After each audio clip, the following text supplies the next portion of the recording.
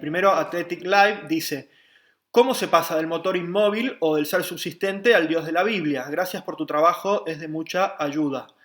Y Pineapple dice: creo que esta pregunta es necesaria y es cómo se llega a partir de cualquiera de las 5 vías a alguien y no a algo. Es decir, ¿cómo sabemos que la primera causa es personal o el acto puro es personal o el ser contingente es personal? Bueno, supongo que ha querido decir el ser necesario, ¿no?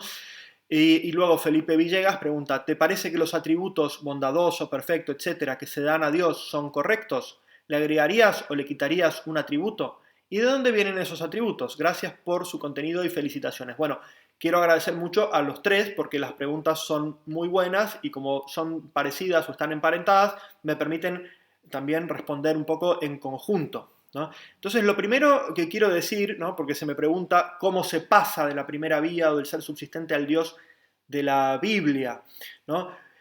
Bueno, yo lo que quiero decir es que propiamente no se pasa en el sentido de que no se demuestra filosóficamente, o no es posible demostrar filosóficamente que el Dios de la Biblia, o al menos puramente filosóficamente, que el Dios de la Biblia existe o algo por el estilo, sencillamente porque en la Biblia y en otras fuentes de la revelación se revelan cosas sobre Dios o se dicen cosas sobre Dios que no son accesibles al razonamiento puramente filosófico, ¿no? Es decir, de las cosas que la Biblia o las fuentes de la revelación dicen sobre Dios, algunas se pueden conocer filosóficamente y otras no. Entonces, en ese sentido, no hay una especie de demostración filosófica pura del Dios de la Biblia, vamos a decir así.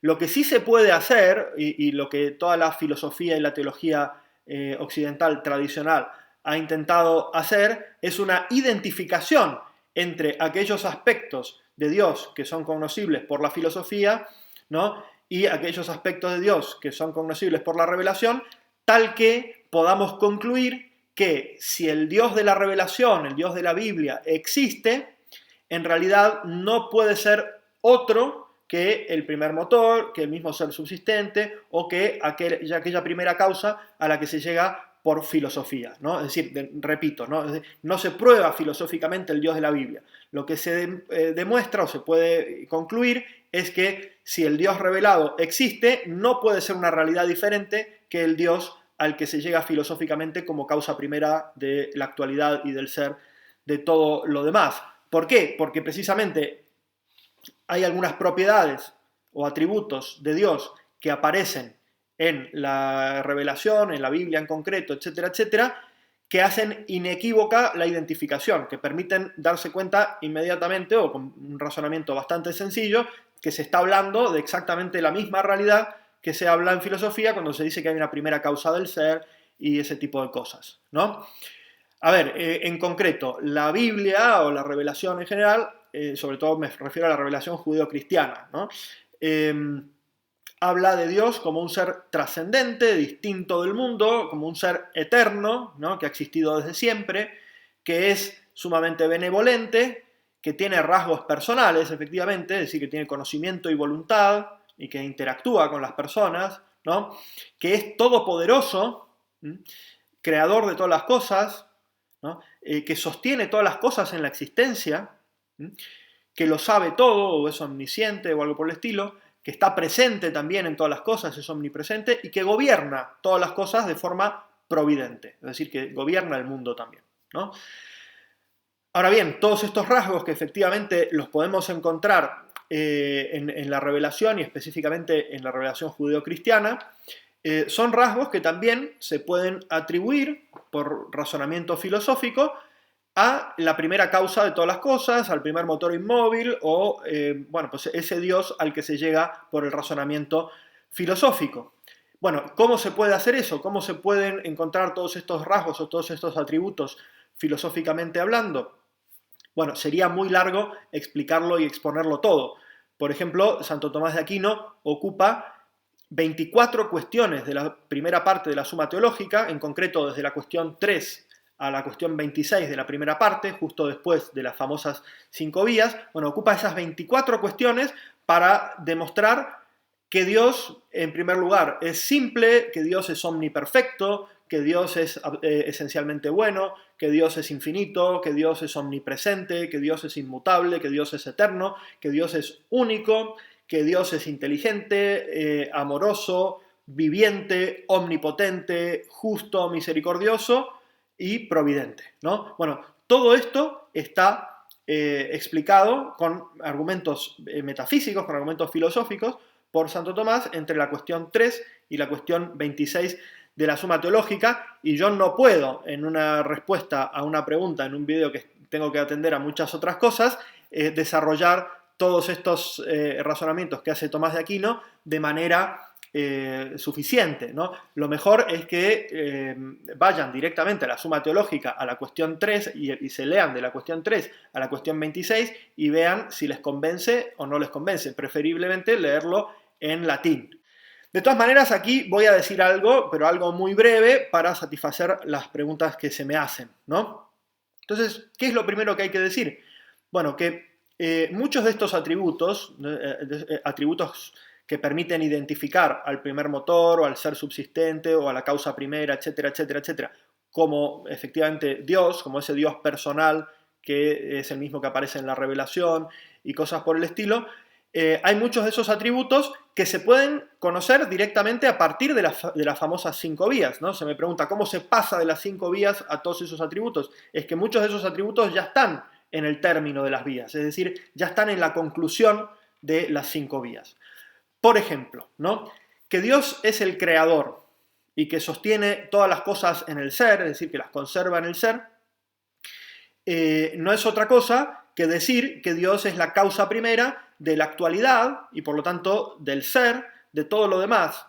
Y que Dios es la causa de la actualidad y del ser de todos los demás es prácticamente la conclusión de todas las vías, especialmente de la primera, que llega al acto puro, causa de toda otra actualidad, o de la cuarta, que llega al ser por esencia o lo bueno por esencia, que es causa de todo lo que es ser y bueno por participación. Por lo tanto, que Dios crea y conserva está implícito, o casi explícito más bien, en las 5 vías.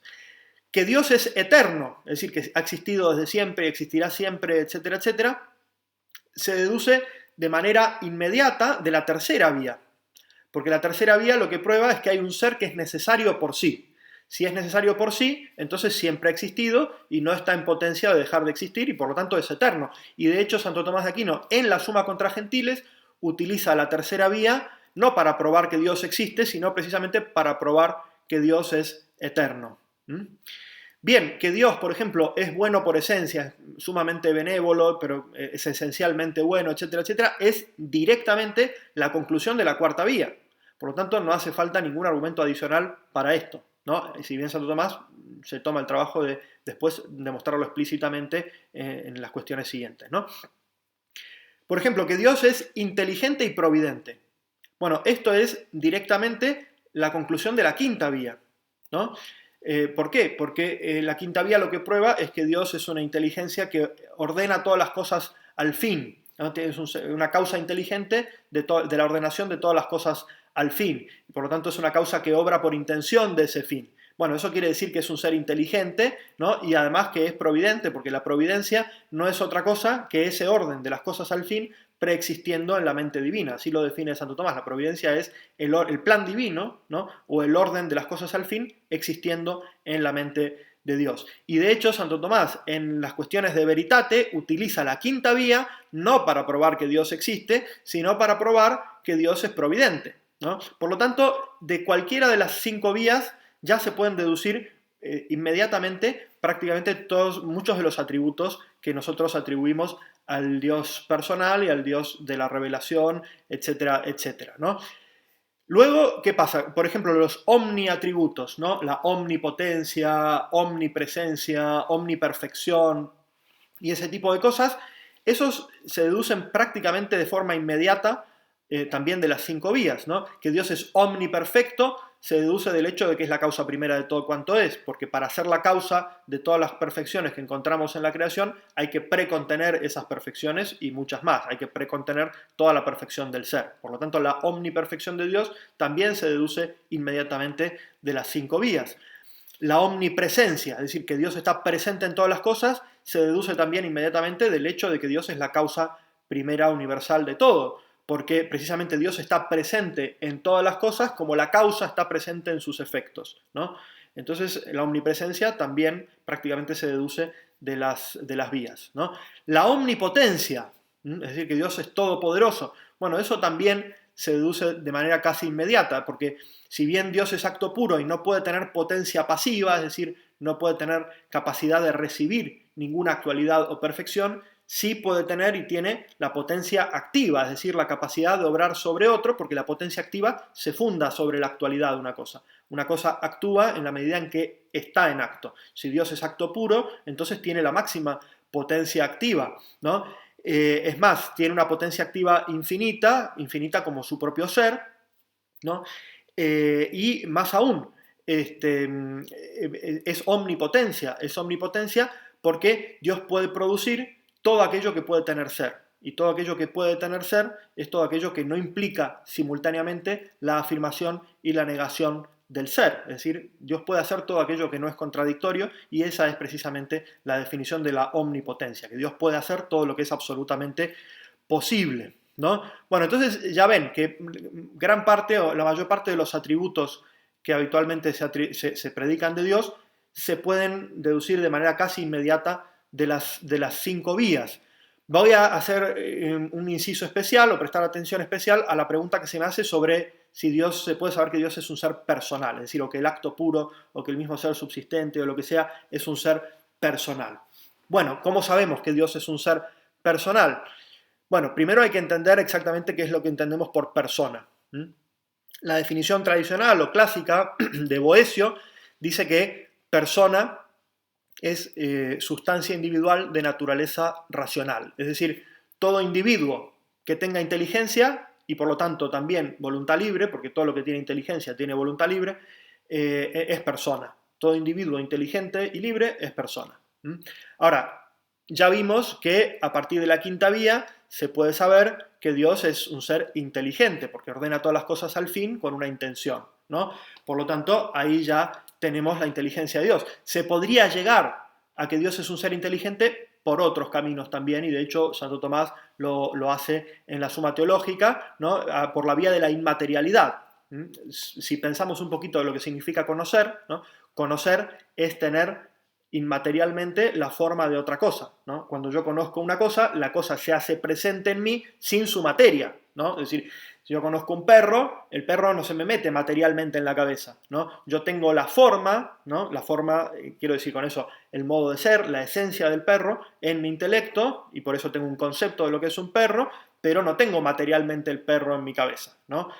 El conocimiento supone inmaterialidad, ¿no? Solamente se puede conocer en la medida en que se tenga un cierto grado de inmaterialidad. Y a mayor inmaterialidad tenga una sustancia, más cognoscente es, más posibilidad de conocer tiene, más posibilidad de tener las formas de otras cosas tiene, porque en sí mismo no está determinado a una única materia, sino que es capaz de recibir más formas, ¿no? Esto habría que explicarlo con más detalle, pero básicamente conocer es hacerse lo otro en cuanto a otro, es recibir el ser o la forma de la otra cosa en uno mismo sin su materia propia, ¿no? Bien, ahora ¿qué sucede? Que si Dios es acto puro, Dios es sumamente inmaterial, porque precisamente la materia es principio potencial, ¿no? Entonces, si Dios no tiene ninguna materia, Dios es sumamente inmaterial y por lo tanto es capaz de tener las formas de todas las otras cosas.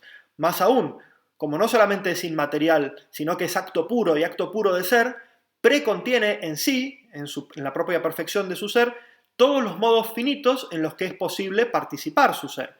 Y si tiene en sí o precontiene en sí todos los modos infinitos en los que es posible participar su ser, entonces conoce y entiende perfectamente todo lo cognoscible y todo lo inteligible, es decir, precontiene en sí las formas de absolutamente todas las cosas, no solo las que existen, sino las posibles. Y así tiene lo que se llama omnisciencia, es decir, lo sabe absolutamente todo.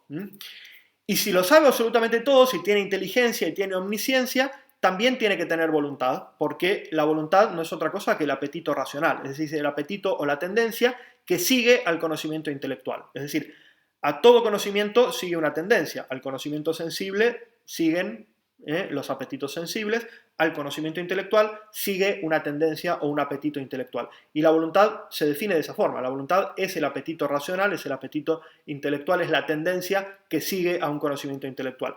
Si Dios tiene conocimiento intelectual, entonces tiene también apetito racional y por lo tanto tiene voluntad. Y tiene una voluntad que tiene un objeto perfecto, porque si Dios es el mismo bien subsistente o es la bondad por esencia, entonces su voluntad, ¿no?, tiene que querer necesariamente todo el bien que está contenido en la esencia divina, ¿no? Es decir, Dios se quiere necesariamente a sí mismo o quiere necesariamente su propia bondad, que es el objeto absoluto y primario de su voluntad, ¿no? De hecho, la voluntad por naturaleza tiene por objeto el bien. Si Dios es el bien absoluto y el bien infinito, su voluntad tiene que querer necesariamente ese bien infinito o ese bien absoluto que el mismo Dios es.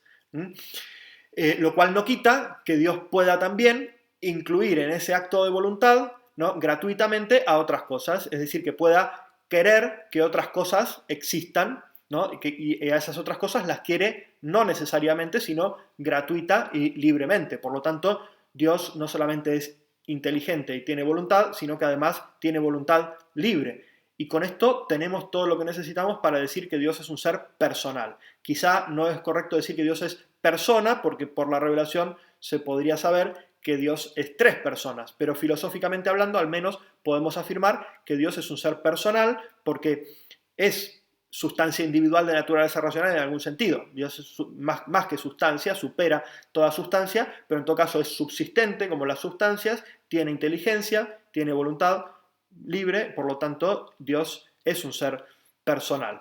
Bueno, en fin, esto ha sido un resumen muy rápido, pero creo que al menos basta para mostrar que concluir a partir del término de las 5 vías o de la conclusión de las 5 vías todos estos atributos de Dios no es algo completamente descabellado y arbitrario. Naturalmente esto hay que desarrollarlo y explicarlo con más detalle y sobre todo lo que yo recomiendo es que lean de la cuestión 3 a la 26 de la Suma Teológica en latín.